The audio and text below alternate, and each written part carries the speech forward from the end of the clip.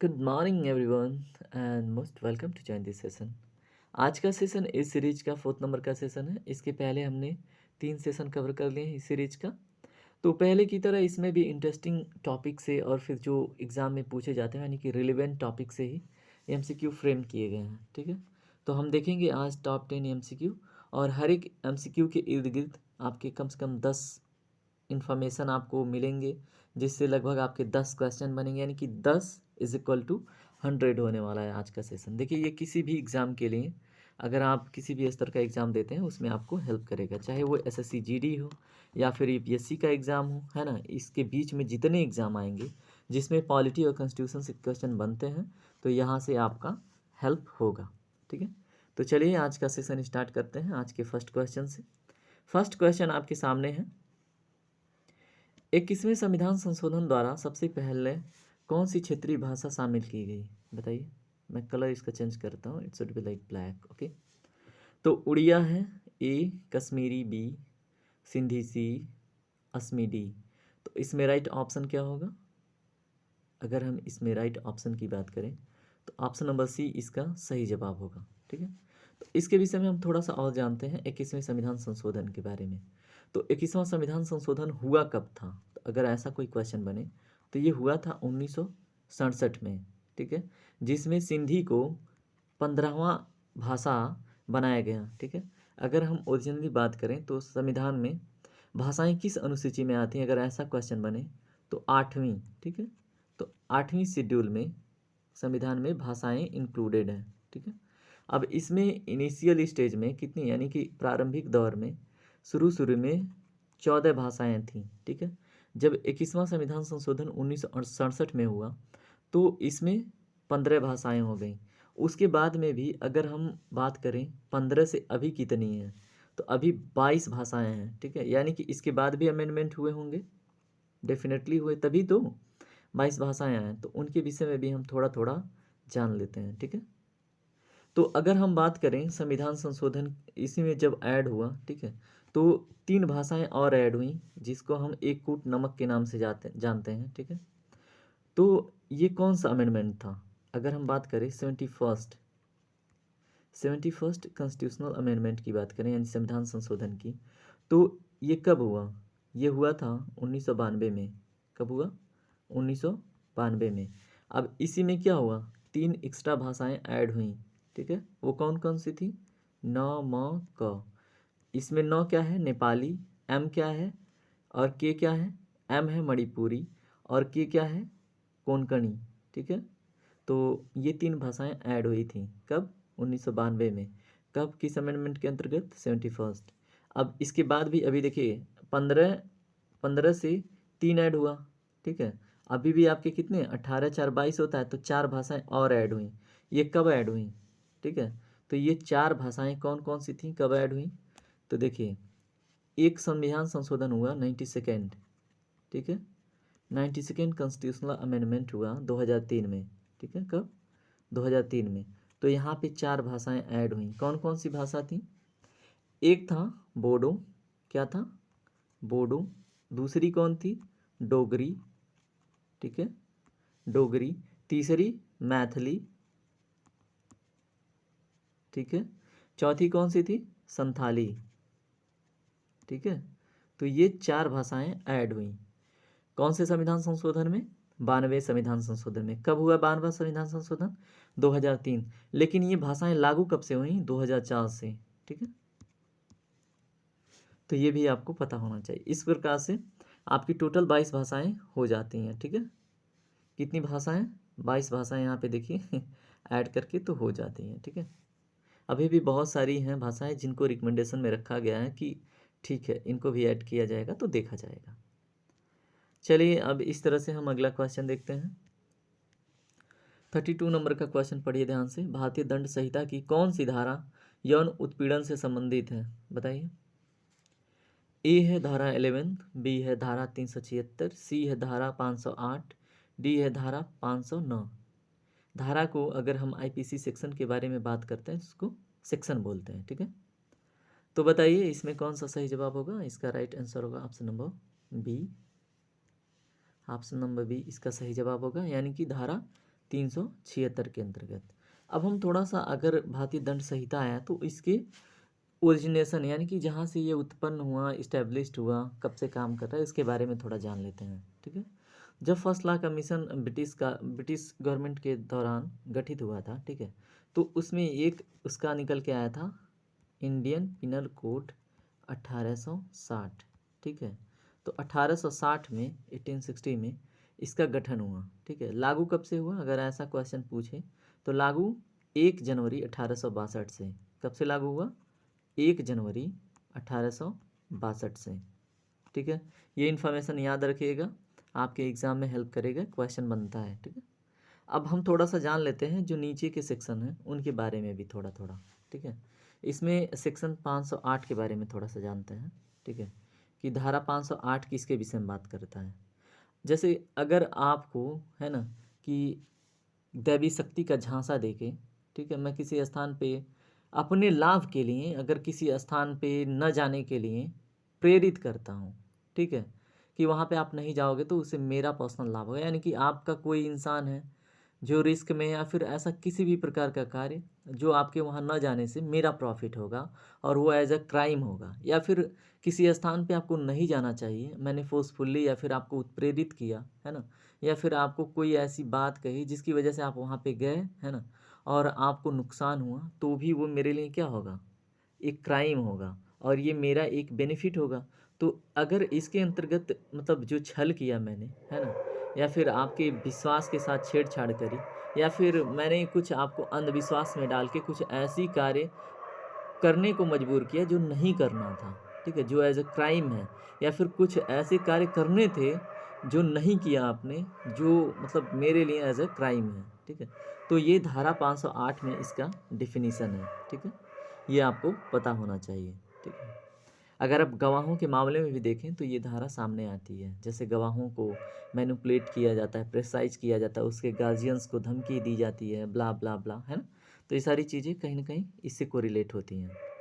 अब देखिए धारा 509 के बारे में थोड़ा सा जानते हैं कि धारा 509 किसके बारे में बात करता है। जैसे अगर कोई स्त्री है, ठीक है, उसकी लज्जा या फिर उसका अनादर करने की आप प्रयत्न करते हैं, ठीक है, उसके लिए आप कोई शब्द बोलते हैं, ठीक है, फ्लटिंग वर्ड, या फिर आप बोल लें कि कोई तस्वीर आप उसके सामने दिखा रहे हैं, या फिर आप खुद उसके सामने नग्न होकर उसकी लज्जा भंग कर रहे हैं, या फिर किसी भी प्रकार से उसको म्यूजिक सुना के, वीडियो दिखा के, ऐसी कुछ भी प्रतिक्रिया आप देते हैं, ठीक है, तो ये क्या होगा, ये मतलब कहीं न कहीं उसकी लज्जा भंग करने की एक स्थिति उत्पन्न होगी ऐसी सिचुएशन में, है ना।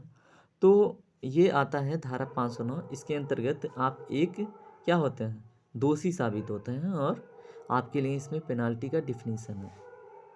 ठीक है, अब ये आप अपने आप पे मत लीजिएगा, ये बस ठीक है सटीक एग्जाम्पल या फिर खुद के ऊपर लेके इसे क्या मतलब हमने सीखा कि ऐसी एग्जाम्पल ही लिया। ठीक है, तो ऑफेंड होने की आवश्यकता नहीं होगी इसमें। कलर चेंज करते हैं थोड़ा सा सॉरी। इसमें जैसे मान लीजिए ऐसा कुछ इस सेक्शन के अंतर्गत अगर आप कर भी देते हैं, ठीक है, तो इसे हम क्या बोलते हैं, कॉन्जिबल क्राइम बोलते हैं, ऑफेंस बोलते हैं। ठीक है, तो इसके अंतर्गत अगर आपको जमानत चाहिए तो ये मजिस्ट्रेट का विषय बन जाता है। ठीक है, जो मजिस्ट्रेट होते हैं डिस्ट्रिक्ट में उनके सामने ये विषय जाता है। ठीक है, वो मतलब इस पे अपना डिसीजन ले सकते हैं। ठीक है, और इसमें उसका कंसेंट बहुत ज़रूरी है जिसके साथ आपने ये हरकतें करी है, जिस महिला के साथ। ठीक है, धारा 11 इंपॉर्टेंट नहीं है, इसमें द पर्सन का डिफिनीशन है कंपनी इनकॉर्पोरेट के बारे में, तो ठीक है सॉरी। देखिए क्वेश्चन नंबर 33 देखिए, आपको ये पूछा जा रहा है कि कौन सा मिलान सही नहीं है।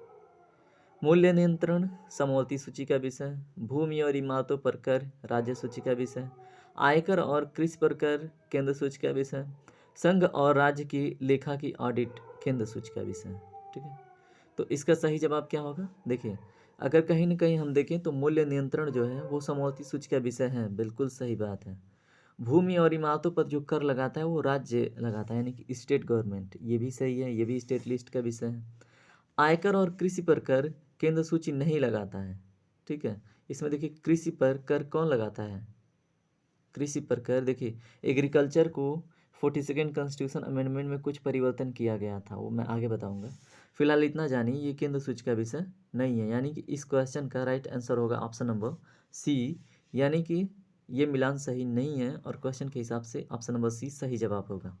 संघ और राज्य की लेखा की ऑडिट केंद्र सूची का विषय है, ये भी बिल्कुल करेक्ट बात है, लेकिन इस क्वेश्चन के लिए ये तीनों बातें करेक्ट नहीं है, ठीक है। लेकिन जो ऑप्शन सी है वो सही है, क्यों? क्योंकि आयकर और कृषि पर जो कर है वो केंद्र सूची का विषय इसमें दिया गया है, जो कि नहीं है, और यहाँ पे क्वेश्चन है नहीं है, ठीक है। अब इससे रिलेटेड थोड़ी सी एक्स्ट्रा इन्फॉर्मेशन अगर हम गेन करें, ठीक है, तो अगर हम टैक्स, स्पेशली यहाँ पे एक आया है कर, ठीक है, तो हम पहले कर के बारे में बात करते हैं। यहाँ पे एक लाइन हमने ड्रा किया, ये हो गया आपका सेंट्रल लिस्ट और ये हो गया आपका स्टेट लिस्ट। अभी इसमें हम कुछ करों को प्रिसाइजली देखेंगे, ठीक है। अगर हम सेंट्रल लिस्ट के अंतर्गत देखें तो कौन कौन, अगर उत्पादन शुल्क की बात करें जिसको हम क्या बोलते हैं, एक्साइज ड्यूटी, ठीक है, तो ये किसके अंतर्गत आता है, ये आता है सेंट्रल लिस्ट का, ठीक है। तो अगर हम उत्पादन शुल्क की बात करें तो वह है सेंट्रल लिस्ट का, जिसको हम बोलते हैं एक्साइज ड्यूटी। उसके बाद आता है क्या, निगम कर, जिसको हम कारपोरेट टैक्स बोलते हैं, ठीक है, तो निगम कर भी है सेंट्रल लिस्ट का। उसके बाद आता है गिफ्ट टैक्स, उपहार कर, ठीक है, तो ये भी आता है सेंट्रल लिस्ट में। उसके बाद अगर हम देखें कि संपत्ति कर, ठीक है, प्रॉपर्टी टैक्स होता है ना, तो ये भी आता है सेंट्रल लिस्ट के अंतर्गत। और उसके बाद अगर हम सीमा कर देखें, ठीक है, लगाते हैं ना, बॉर्डर टैक्स बोल रहे हैं, है ना, तो ये भी आता है किसके अंतर्गत, सेंट्रल लिस्ट के, ठीक है। तो हम यहाँ बीटी लिखते रहे समझने के लिए। अब देखिए आपने सेंट्रल लिस्ट के टैक्सेस देख लिए, है ना, सेंटर के अंतर्गत कौन कौन से टैक्सेस हैं। अब देखते हैं स्टेट के अंतर्गत कौन कौन से टैक्सेस हैं, ठीक है। इसमें जो लैंड रिवेन्यू टैक्स होता है, यानी भू राजस्व कर, ठीक है, तो ये आता है स्टेट लिस्ट के अंतर्गत। अगर हम सेल टैक्स की बात करें, बिक्री कर, ये भी आता है स्टेट लिस्ट। अगर इंटरटेनमेंट टैक्स की बात करें, यानी मनोरंजन कर, ये भी है स्टेट लिस्ट का। जो स्टाम्प लगता है, स्टाम्प टैक्स, ये भी आता है कहाँ, स्टेट लिस्ट में। इसके अलावा भी पथ कर और मोटर वाहन कर, ठीक है, मोटर वाहन नहीं है, मोटर व्हीकल एक्ट के अंतर्गत जो टैक्सेस हैं, तो मोटर पे जो भी मतलब वाहन हैं, जो भी टैक्सेस लगती हैं, वो स्टेट लिस्ट का विषय होता है, ठीक है। तो इतनी इन्फॉर्मेशन ठीक है। इसके अलावा भी हम थोड़ा सा और एक्स्ट्रा इन्फॉर्मेशन गेन करते हैं। अगर यहाँ पे आया है लिस्ट, ठीक है, अगर यहाँ पे सूचियाँ आई हैं सामने, ठीक है, तो सूचियों के बारे में हम थोड़ा सा नॉलेज यहाँ से इकट्ठा करते हैं, ठीक है। तो अगर हम बात करें कि सूची, ठीक है, ये जो मतलब डिवीज़न किया गया है, central list, state list, concurrent list, तो अगर हम इसके विषय थोड़ा सा इसके विषय में बात करते हैं, तो ये 7वें शेड्यूल में ये बातें लिखी गई हैं। किस शेड्यूल में, 7th शेड्यूल में, ठीक है। अगर हम बात करें कि जो central list, state list, concurrent list का जो मैटर डिवीज़न है वो कहाँ पे है, विषयों का विभाजन, वो है आपके 7th शेड्यूल में। आप 7th शेड्यूल में 7th शेड्यूल से रिलेटेड अगर आर्टिकल पूछे तो 246 याद रखिएगा, ठीक है। अब हम 7th शेड्यूल को बांट लेते हैं 3 भागों में, ठीक है। थोड़ा थोड़ा सा जानेंगे, सारे विषयों को नहीं लिखेंगे, जो अपडेट है उसी को देखेंगे, ठीक है। ये है आपका सेंट्रल लिस्ट या यूनियन लिस्ट भी इसको बोलते हैं, क्या बोलते हैं, यूनियन लिस्ट, ठीक है। उसके बाद आपका क्या है, स्टेट लिस्ट, इसको हम सेकेंड लिस्ट बोलते हैं। उसके बाद है कॉन्करेंट लिस्ट, ठीक है, ये सी एल से ये मत, यहाँ पे मैं लिख देता हूँ कॉन्करेंट लिस्ट, ठीक है। तो ये याद रखिएगा। इसमें जो अपडेट है उसे देख लेते हैं, ठीक है। अगर हम इसके बारे में बात कर ही रहे हैं तो इसके बारे में थोड़ा सा जान लेते हैं सॉरी।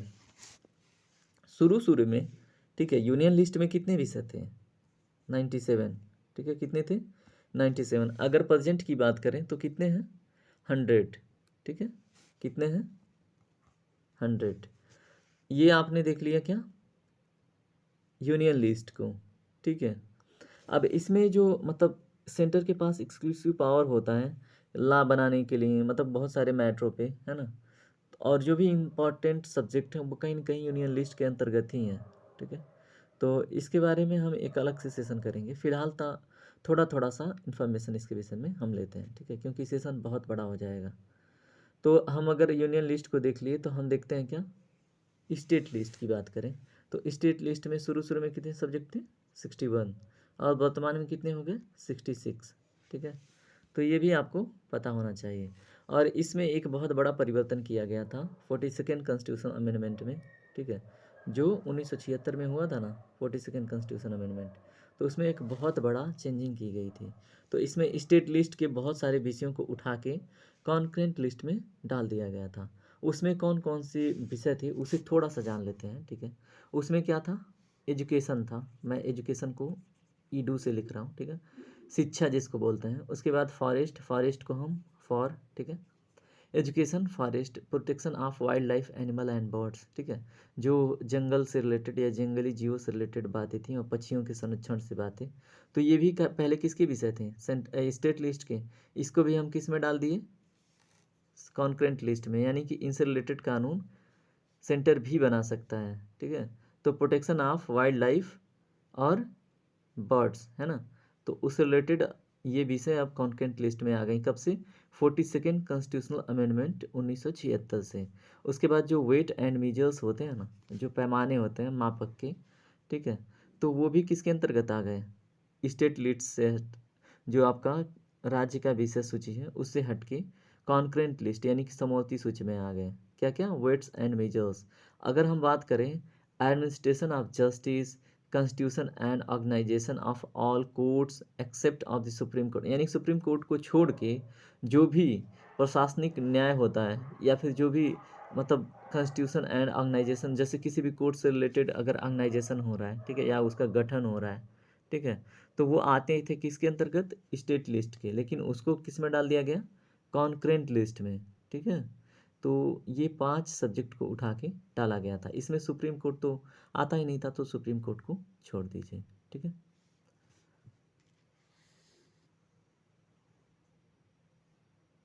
और एक चीज़ और याद रखिएगा, जैसे एक आता है सामने निकल के, अगर आर्टिकल 249 की बात करें, अगर स्टेट लिस्ट के अंतर्गत कोई ऐसा सब्जेक्ट है जो नेशनल इंटरेस्ट में बात करता है, ठीक है, यानी कि पूरे राष्ट्र के हित में बात करता है वो विषय, ठीक है, और उस पर ना अगर संसद कानून बनाना चाहती है, ठीक है, पार्लियामेंट या सेंटर कानून बनाना चाहती है, तो आर्टिकल 249 के अंतर्गत ये प्रावधान उसमें दिए गए हैं, ठीक है। अब थोड़ा सा इसमें और एक्स्ट्रा हम जानते हैं कॉन्करेंट लिस्ट के बारे में, बस उसमें हम डाटा जानेंगे कब कितना परिवर्तन हुआ, उससे अधिक कुछ नहीं, ठीक है।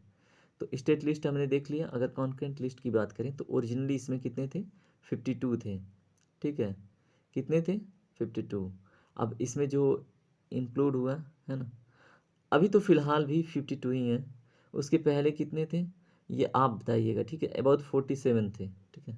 उसके बाद कुछ अमेंडमेंट किया गया है ना, अभी तो 5 विषय आपने खुद ही देखा, आपके सामने 5 विषय खुद ही ऐड हुए। तो यानी पहले ओरिजिनली कितने थे, 47, 47 से 52 हुए। कब, जब इसमें ऐड हुए 5 विषय, कौन कौन, education, forest, protection of wild life animals and birds, weights and measures यानी कि जो पैमाने थे मापक के, और administration of justice, constitution and organization of all courts, ठीक है। तो ये 5 विषय थे जो ऐड हुए, तो 47 से कितना हो गया, 52, ठीक है। तो इतना इन्फॉर्मेशन याद रखिएगा ध्यान से। समझ में नहीं आती हैं चीज़ें तो नीचे मेंशन कीजिएगा कहाँ पे आपको दिक्कत हो रही है, उस पर हम फिर से बात करेंगे, ठीक है। चलिए अगला क्वेश्चन देखते हैं, पढ़िए अगला क्वेश्चन। आपसे क्वेश्चन पूछा जा रहा है कि इसमें से क्या क्या है जो ब्रिटिश काल की विरासत है। ए है भारतीय समाज सेवा की स्थापना, बी है साचविक प्रणाली जिसको हम सेक्रेटरिएट सिस्टम बोलते हैं, सी है स्थानीय स्वशासन, डी है ऑल ऑफ दी एबव। तो इसका सही जवाब क्या होगा, ऑल ऑफ दी एबव, ठीक है। इसमें जितने भी प्रावधान दिए गए हैं वो ब्रिटिश काल की विरासत ही है, ठीक है।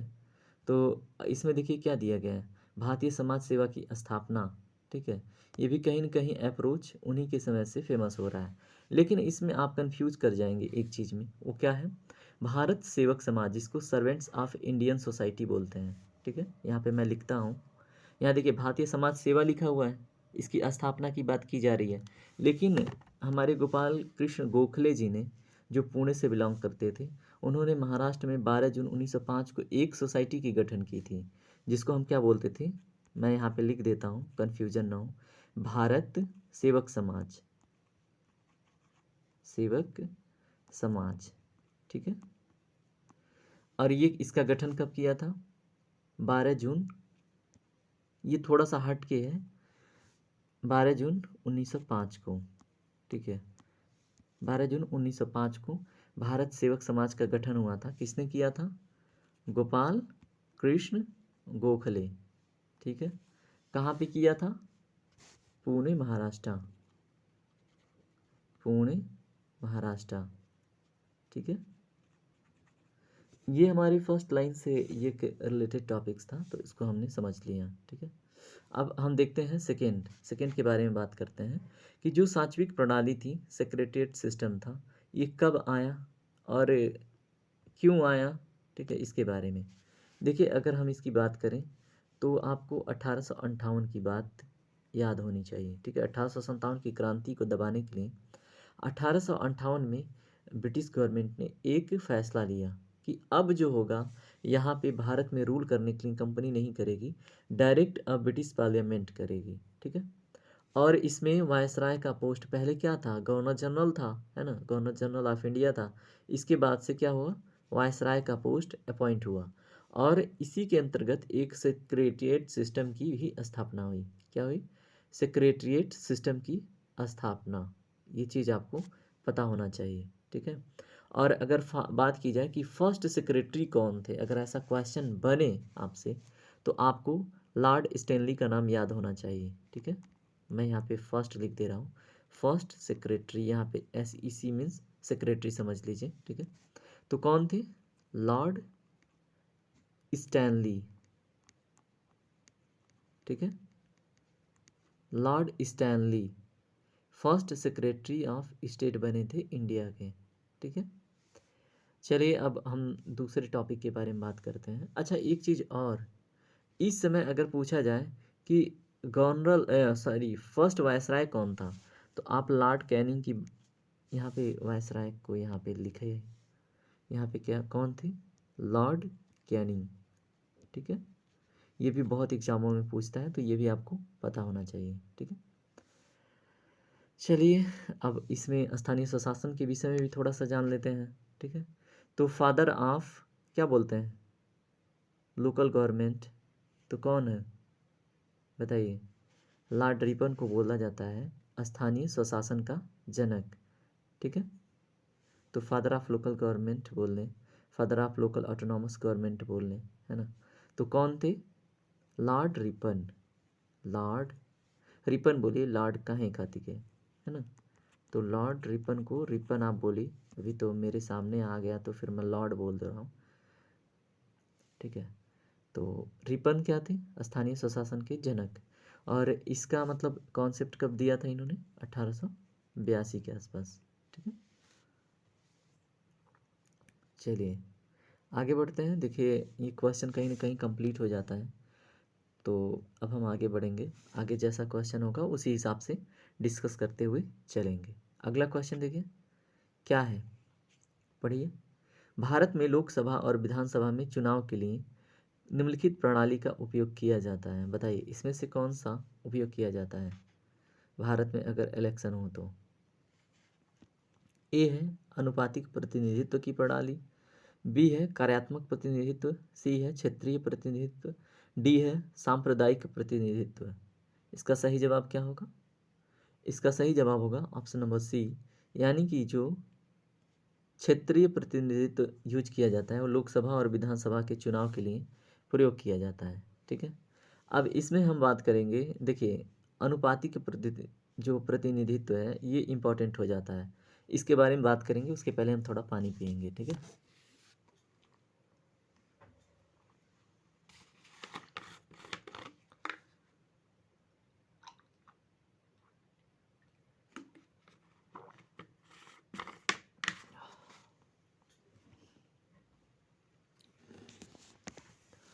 तो देखिए ध्यान से, अगर हम बात करें कि भारत में, ठीक है, कि अनुपातिक प्रतिनिधित्व के माध्यम से कितने चुनाव होते हैं, किनको किनको चुना जाता है, ठीक है।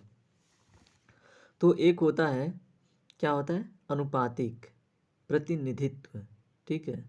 तो इसमें किन किन को चुना जाता है, इसको हम इंग्लिश में अगर बोलें तो इसको प्रोपोर्शनल रिप्रेजेंटेशन सिस्टम बोलते हैं। क्या बोलते हैं, यहाँ पे मैं लिख दूँ प्रोपोर्शनल। अगर सिर्फ यही आपने सुना होगा ना तो अनुपातिक प्रतिनिधित्व से कंफ्यूज कर जाएंगे, इसलिए मैं यहाँ पे लिख दे रहा हूँ, ठीक है, रिप्रेजेंटेशन, ठीक है।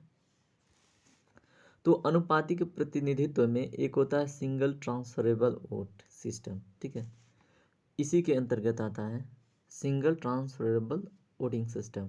अगर देखिए ये अनुपातिक प्रतिनिधित्व वाली जो बात है, अगर पूछा जाए कहाँ की संविधान से बारो किया गया है तो ये भी क्वेश्चन बनता है, तो आप आयरिश कॉन्स्टिट्यूशन याद रखिएगा। क्या नाम है, आयरिश कॉन्स्टिट्यूशन, ठीक है, वहाँ से ये बारो किया गया कॉन्सेप्ट। अब इसमें होता क्या है, किन का चुनाव होता है बताइए।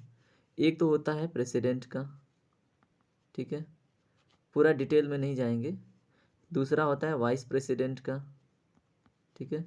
उसके बाद क्या होता है, राज्यसभा के जो मेंबर चुने जाते हैं उनका भी, ठीक है, राज्यसभा। उसके बाद क्या होता है, जो राज्य विधान परिषद होते हैं, है ना, तो एमएलसी जो होते हैं, है ना, उनका भी चुनाव किससे होता है, प्रोपोर्शनल रिप्रेजेंटेशन से।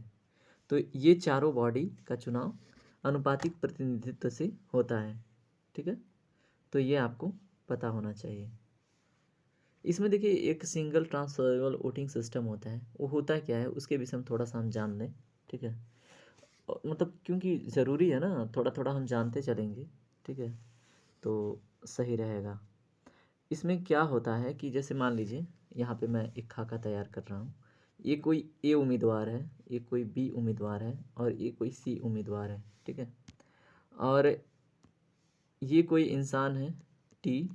अब ये क्या करता है, जो अनुपातिक प्रतिनिधित्व के माध्यम से जो चुने जा रहे हैं उनको वोट करने जाता है, तो ये क्या करता है, एक प्रेफरेंशियल आर्डर चूज करता है कि अगर मैं चाहता हूँ कि ए नंबर का इंसान क्या बने, प्रेसिडेंट बने, ठीक है, क्या बने, प्रेसिडेंट बने।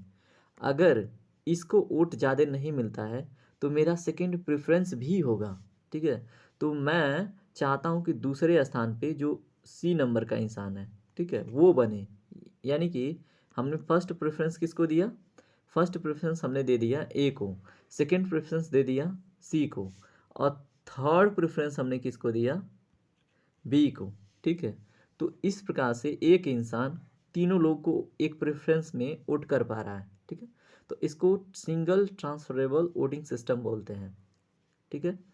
तो ये चीज़ भी आपको पता होना चाहिए, और इसी से आर्डर तय होता है। मान लीजिए ए को प्रेफरेंस देने वालों की संख्या बहुत अधिक हो गई है ना, तो जाहिर सी बात है ए को चूज कर लिया जाएगा, और बी को अगर बहुत लोगों ने थर्ड लोकेशन पे रखा है और ए और सी बैलेंस हो गए, ठीक है, यहाँ और यहाँ की जो प्रेफरेंस है वो इक्वल हो गई, यानी कि फर्स्ट पे और इसको भी फर्स्ट पे लोग समान मात्रा में चाहते हैं, तो बी को कैंसिल कर दिया जाता है, निकाल दिया जाता है।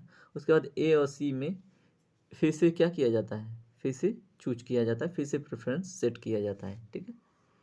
तो ऐसे होता है चुनाव, और इसके बारे में हम डिटेल सेशन करेंगे, वैसे इतना तो पर्याप्त है। चलिए अगला क्वेश्चन देखते हैं, आपके सामने है, भारत के संप्रभु लोकतांत्रिक गणराज्य के कितने दिनों बाद सर्वोच्च न्यायालय अस्तित्व में आया। बहुत इंटरेस्टिंग क्वेश्चन है, बताइए, 2 दिन बाद, 5 दिन बाद, 7 दिन बाद, 9 दिन बाद। इसका सही जवाब क्या है, ऑप्शन नंबर ए, यानी कि 2 दिन बाद, ठीक है।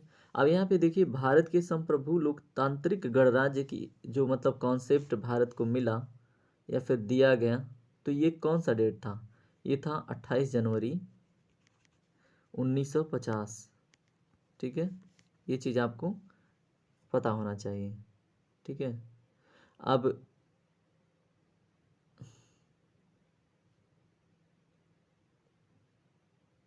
ये डेट आई थिंक है सुप्रीम कोर्ट को मतलब अस्तित्व में आया जो डेट, ठीक है, क्योंकि लोकतांत्रिक गणराज्य तो हमारा 26 जनवरी को मनाया जाता है, तो 26 जनवरी डेट है, 26 में 2 जोड़िए तो 28 आपका आता है ना।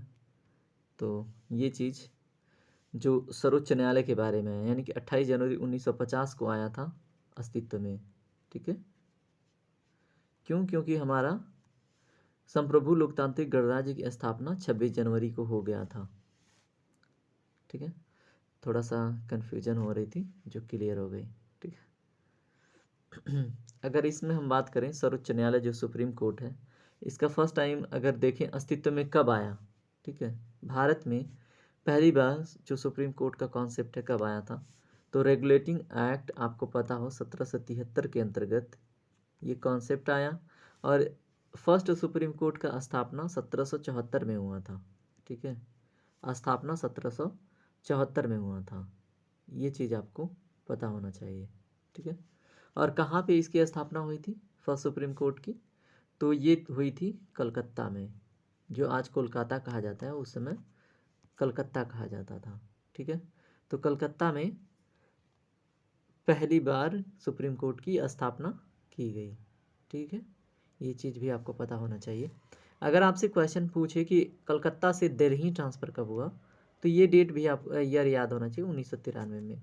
छोटे एग्जामों में अक्सर पूछता है। ठीक है, तो ठीक है 1993 में ये शिफ्ट किया गया था। ठीक है, अब हम आगे बढ़ते हैं और देखते हैं इससे रिलेटेड कुछ अजीबोगरीब क्वेश्चन इससे बनते हैं। ठीक है, और ये देखिए जो वहाँ पे फोर्ट विलियम तो कलकत्ता में था ना, उसी में इसकी स्थापना हुई थी सुप्रीम कोर्ट की, ये चीज़ भी आपको याद होनी चाहिए। ठीक है, ओह गॉड थोड़ा सा बोलते बोलते ना गला इधर का उधर हो जाता है। ठीक है गला थोड़ा सही कर लें, उसके बाद फिर से बात करते हैं।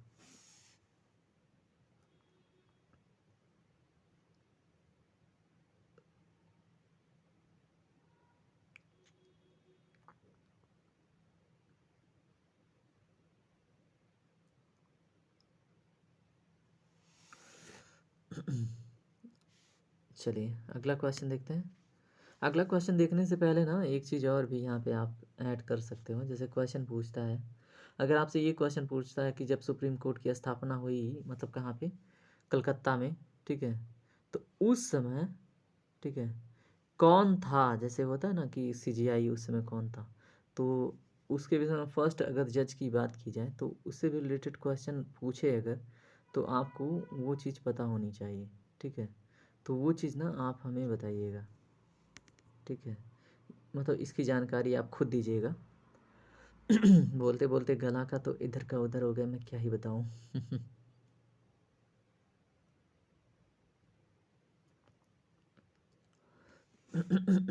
गला थोड़ा सही करके फिर बात करते हैं।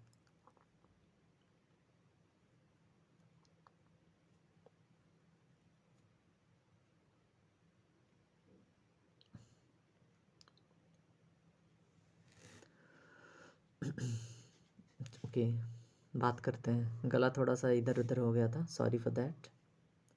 इसमें अगर बात करें हम कि first justice of India, CGI of India कौन थे, ठीक है, जैसे स्वतंत्र भारत की बात करें, ठीक है, तो उसमें आपको पता होना चाहिए जस्टिस हरीलाल एक थे, उनको मतलब first chief justice of India के रूप में जाना जाता है।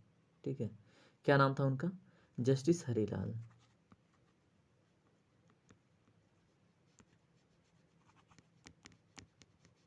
जस्टिस हरीलाल इनका लंबा नाम है, मतलब लास्ट में कानिया अगर आए तो फिर वो भी याद रखिएगा। जेकी सुंडास भी इनके नाम के साथ ऐड हुआ है, जस्टिस हरीलाल जेकी सुंडास कानिया। ठीक है, फर्स्ट सीजीआई ऑफ इंडिया थे, ये भी आपको पता होना चाहिए। ठीक है, जो हमने आपसे क्वेश्चन पूछा था, अगर आप मेहनत नहीं करना चाहते हो तो जान लो कौन थे उस समय जो हमने बात करी। ठीक है, जैसे ब्रिटिश के अंतर्गत जैसे जो आपका स्थापना हुआ था, ठीक है, तो उसमें भी क्या थे, एक एलिजा एमपी करके व्यक्ति थे, जिनको मतलब first chief justice of supreme court जो फोर्ट विलियम कॉलेज में मतलब स्थापित किया गया था, मतलब उसी में क्या किया गया था, फोर्ट विलियम था, मैं कॉलेज बोल रहा हूँ। ठीक है, तो उसी में एलिजा एमपी को फर्स्ट चीफ जस्टिस बनाया गया था। क्या नाम था, एलिजा एमपे। ठीक है, चलिए अगला क्वेश्चन देखते हैं। गलत का तो क्या ही बताऊँ मैं। सॉरी। अगला क्वेश्चन ध्यान से पढ़िए। संघ की राजभाषा हिंदी और लिपि देवनागरी होगी। अंग्रेजों का भी आधिकारिक कार्यों के लिए प्रयोग, सॉरी अंग्रेजों का मैं बोल रहा हूँ, अंग्रेजी का भी आधिकारिक कार्यों के लिए प्रयोग किया जाएगा। यह किस अनुच्छेद में दिया गया है, बताइए। बहुत ही इंपॉर्टेंट क्वेश्चन है, बहुत ही प्यारा क्वेश्चन। संघ की जो राजभाषा हिंदी और लिपि देवनागरी होगी, ठीक है, और अंग्रेजी का भी आधिकारिक यानी ऑफिशियली कार्यों में, ऑफिशियल वर्क में प्रयोग किया जाएगा, ये किस अनुच्छेद में है, बताइए। ए है 120, बी है अनुच्छेद 343 1, सी है अनुच्छेद 343 2, और डी है अनुच्छेद 348। ठीक है, तो बताइए इसका सही जवाब क्या होगा। इसका सही जवाब होगा ऑप्शन नंबर बी, 343 1। ठीक है, इसके विषय में थोड़ा थोड़ा और जान ले अगर हम, आर्टिकल जो दिए गए हैं सामने। ठीक है, तो आर्टिकल 120 की बात करें अगर, ठीक है, तो पार्लियामेंट में जो लैंग्वेज यूज होती है ना, तो पार्लियामेंट्री लैंग्वेज में जो लैंग्वेज यूज होती है वो अनुच्छेद 120 में डिफाइंड है। ठीक है, कि language to be use in the parliament comes under the article 120, ये चीज़ ब्ला ब्ला ब्ला आपको पता होना चाहिए। तो आर्टिकल 120 है। ठीक है, अगर बात की जाए कि अनुच्छेद 343 तो किसके विषय में बात करता है, बताइए। ये आपके लिए मैं होमवर्क दे देता हूँ। ठीक है, आप हमें बताइएगा आर्टिकल 343 दो किस विषय में बात करता है, इसकी विशेषता आप हमें बताइएगा। ठीक है, अगर देखिए हम बात करें लैंग्वेज की, तो कहाँ से कहाँ तक आती हैं लैंग्वेज, बताइए। अगर हम लैंग्वेज की बात करें तो संविधान के किस अनुच्छेद से लेके किस अनुच्छेद तक लैंग्वेज की बात की जाती है, जाहिर सी बात है आपको पता होगा, है ना। तो किस में कहाँ से कहाँ तक, तो वो भी आप हमें कमेंट सेक्शन में बताइएगा। ठीक है, क्योंकि मैं बोल बोल के थक गया हूँ, थोड़ा सा मेहनत आप भी कीजिए। ठीक है, देखिए यहाँ पे 343 अगर देख लिया आपने, तो 344 की अगर बात हो, अनुच्छेद 344 में क्या दिया गया है। ठीक है, तो इस तरह से हम ओवरव्यू देख लेंगे। ठीक है, तो 344 में जैसे जो कोई भी कमीशन और कमेटी पार्लियामेंट में गठित होती है, ठीक है, तो उसके लिए जो ऑफिशियल लैंग्वेज होगी, ठीक है, वो किस भाषा में बात करेंगे, कौन सा ऑफिशियल लैंग्वेज तय होगा कमीशन एंड कमेटी के लिए, कहाँ पे, पार्लियामेंट में, तो वो आता है 344 के अंतर्गत। ठीक है, अगर हम बात करें 345 की, ठीक है, 345 की बात करें, ठीक है, तो किसी भी स्टेट का जो ऑफिशियल लैंग्वेज होगा वो किस आर्टिकल के अंतर्गत डिफाइन होगा, तो वो है 345। ठीक है, ऑफिशियल लैंग्वेज, ठीक है, या लैंग्वेजेस फॉर द स्टेट। ठीक है, हमने देख लिया क्या, 345 देख लिया। अगर हम बात करें 346 की, ठीक है, आर्टिकल 346 में क्या किया, क्या कहा गया है, official languages for communication between one state and another और between a state and the union. जैसे वो ऑफिशियल लैंग्वेज का डिफिनीसन होगा जिसमें हम क्या करते हैं, एक स्टेट दूसरे स्टेट से, ठीक है, या फिर यूनियन से बात करता है। जैसे ये नहीं आपके द्वारा जो बात किया जा रहा है, जो आपकी कम्युनिकेशन वो नहीं, जो स्टेट गवर्नमेंट्स हैं या फिर स्टेट के कोर्ट्स हैं, है ना, वो किस ऑफिशियल लैंग्वेज को तय करते हैं एक दूसरे के लिए कम्युनिकेशन के लिए, है ना, तो वो 346 में डिफाइन है। ठीक है, या स्टेट और यूनियन बात करें, ये सारी चीज़ें 346 में है। और इसी तरह से अगर हम बात करें हम 347 की, ये थोड़ा सा एक झलक है कि आपको पता होता है ना, तो क्या होता है कि दिमाग में स्ट्राइक करता है, क्वेश्चन बन जाते हैं, है ना।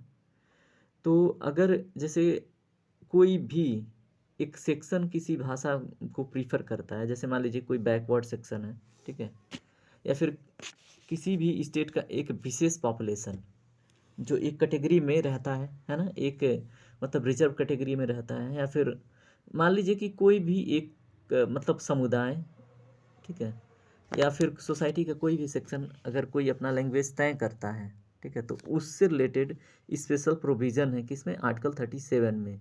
ठीक है, तो ये भी आपको पता होना चाहिए। अगर हम बात करें किसके बारे में, 348 के बारे में, तो ये थोड़ा सा महत्वपूर्ण हो जाता है अन्य के कंपैरिजन में। क्यों, बताइए। जैसे जो भी लैंग्वेज सुप्रीम कोर्ट यूज़ करेगा, ठीक है, और जो हाई कोर्ट यूज़ करेगा किसके लिए, कोई भी अधिनियम बन रहा है, बिल, किसी भी कार्य के लिए, ठीक है, तो उसका डेफिनीशन आर्टिकल 348 में दिया गया है, ठीक है। ये सारी चीज़ें एक मोटा मोटा आपके दिमाग में झलक डालती हैं।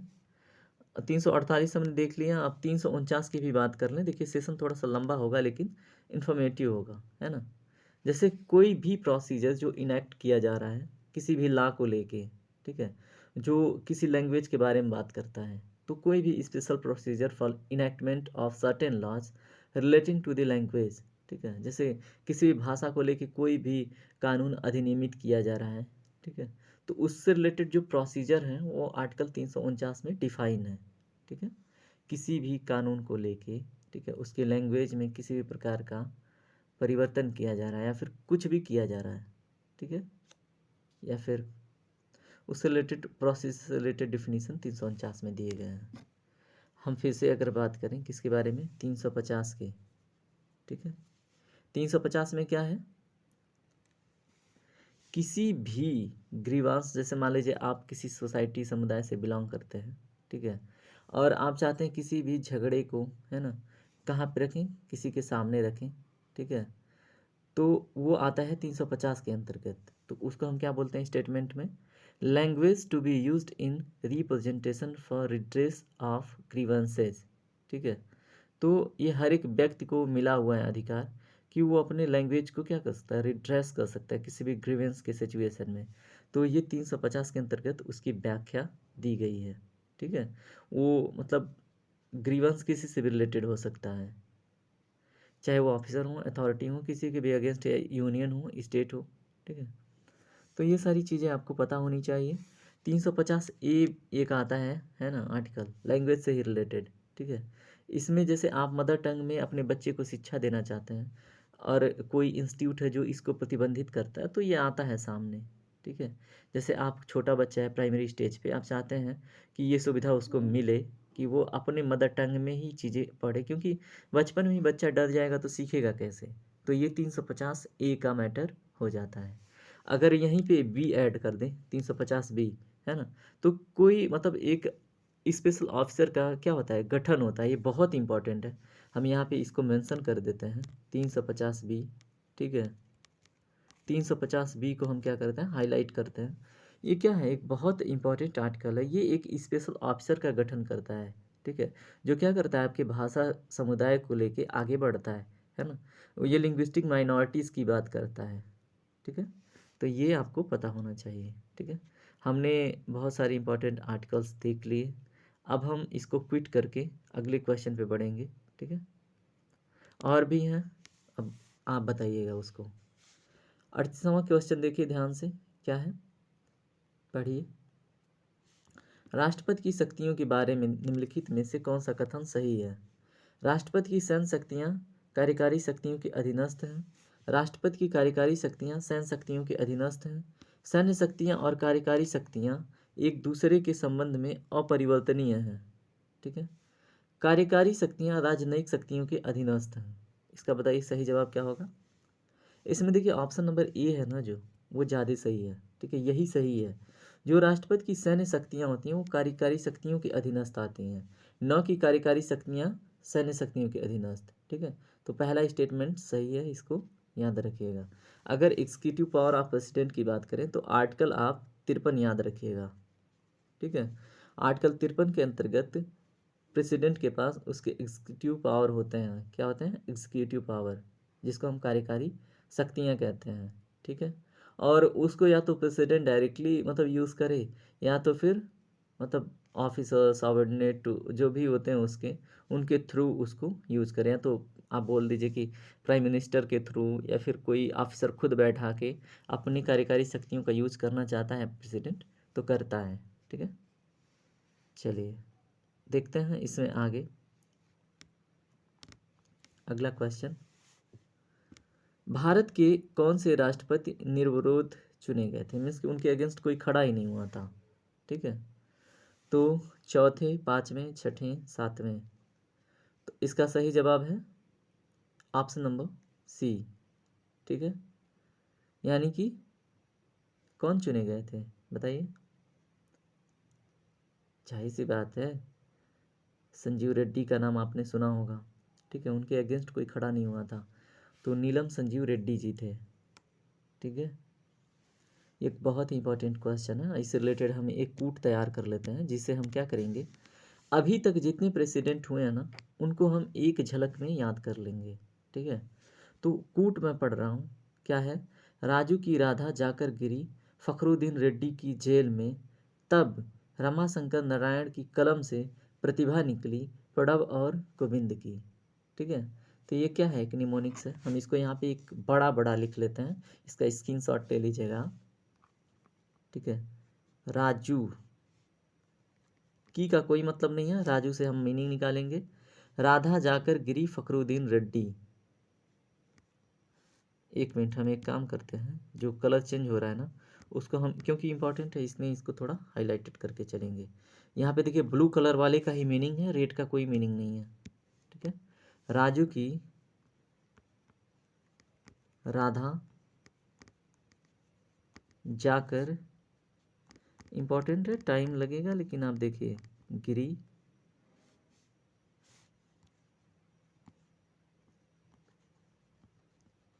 फखरुद्दीन, इसको सही से लिख नहीं पा रहा हूँ क्या, गिरी, उसके बाद क्या है, फखरुद्दीन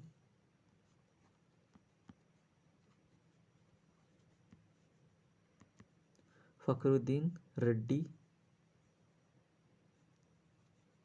फखरुद्दीन रेड्डी। अब यहाँ पे देखिए की आता है, तो की को हम रेड कर देते हैं, की का कोई मीनिंग नहीं है। की जेल, जेल का मीनिंग है। फिर में आता है, में, और तब, इसका कोई मीनिंग नहीं है, ठीक है। तब रमाशंकर नारायण की, तब रमाशंकर नारायण है, तब नारायण की का कोई मतलब नहीं है यहाँ पे, की को हम रेड से ही कर लेते हैं। की कलम से, कलम का मतलब है, आपको पता ही है कलम से किनका नाम आएगा, है ना। कलम से एक क्या है, एक सीक्वेंस है। अब से का कोई मतलब नहीं है, यहाँ पे मैं से लिख रहा हूँ, इसका कोई मतलब नहीं है से, इसको साथ में ही आप क्या कर लीजिए, याद कर लीजिए। यहाँ पे मैं लिखता हूँ प्रतिभा, और इसको हम क्या पढ़ेंगे एक बार ध्यान से। ये लिखने का मतलब जितना लंबा टाइम तक आप देखोगे, तो उतना ही आपको लंबे समय तक ये दिमाग में बनेगा। प्रतिभा से आपको पता ही है किनका नाम आएगा, प्रतिभा। और उसके बाद क्या है, निकली का कोई मीनिंग नहीं है, निकली को मैं यहाँ पे लिखता हूँ, निकली को इंग्लिश में लिख दे रहा हूँ, क्योंकि हिंदी में थोड़ा सा मुश्किल हो रहा है लिखना। यहाँ पे निकली प्रणव और गोविंद की, प्रणव, फिर हम इंग्लिश का यूज़ करते हैं, और गोविंद की, गोविंद। अभी तो मुर्मू जी हैं, उनको तो आप याद ही रखिएगा, ठीक है। अभी यहाँ पे लास्ट में हम की ऐड करते हैं। अब इसको ध्यान से पढ़िए, ठीक है। इस निमोनिक्स को ध्यान से पढ़िए, जहाँ जहाँ ब्लू लाइन है वो प्रेसिडेंटों का क्रम से नाम है। देखिए राजू का मतलब क्या है, राजू, यहाँ पे हम कलर चेंज करके बात करें, ठीक है, क्योंकि पहले से ही रेड लिया गया है, ठीक है। राजू का मतलब है डॉक्टर राजेंद्र प्रसाद, ठीक है। राजू की राधा जाकर गिरी फखरुद्दीन रेड्डी की जेल में, ठीक है। पूरा स्टेटमेंट एक साथ पढ़िए, यहाँ से यहाँ तक, तो एक यहाँ तक, राजू की राधा जाकर गिरी फखरुद्दीन रेड्डी के जेल में। तो इसमें राजू का मतलब है डॉक्टर राजेंद्र प्रसाद, राधा का मतलब है डॉक्टर सर्वपल्ली राधाकृष्णन, जाकर का मतलब है डॉक्टर जाकिर हुसैन, गिरी का मतलब है क्या, गिरी का मतलब है वराहगिरी वेंकट गिरी, जिसको हम बोलते हैं बीबी गिरी, ठीक है।